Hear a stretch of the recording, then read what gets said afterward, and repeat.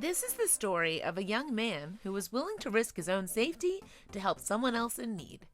Marc Headon hails from Gainsborough, Lincolnshire. He works as a decorator and painter. One day, he had a job canceled by rain. While this would have been cause for celebration for most, he ended up spending his day doing something else entirely. He and his colleague were driving around when they saw something that struck them as odd. There was clearly something going wrong at the canal that they were passing. Most people would have kept going. Marc on his way to pick up his little girl at the time, but the two decided to stop anyway. Once they got closer, they realized what was taking place. There was a deer trapped in the water, and the animal was not able to free itself.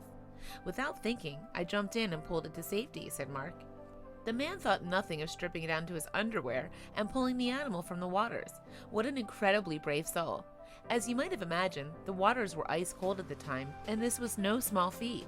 His friend Jamie helped him wrap the chilly animal in a blanket. This friend also filmed the rescue, and the recording went viral not long after.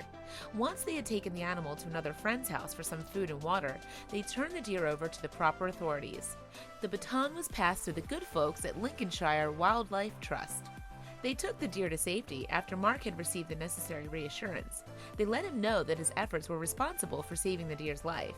The poor animal was just a baby at the time this story took place. Once the story was posted on Facebook, commenters were more than happy to praise the young men for what they'd done to help the animal. After all, who doesn't love a good old-fashioned animal rescue story? However, this man did take a major risk by jumping into ice-cold waters. This is not something that anyone should be looking to emulate. We do understand why Marc took this risk, though.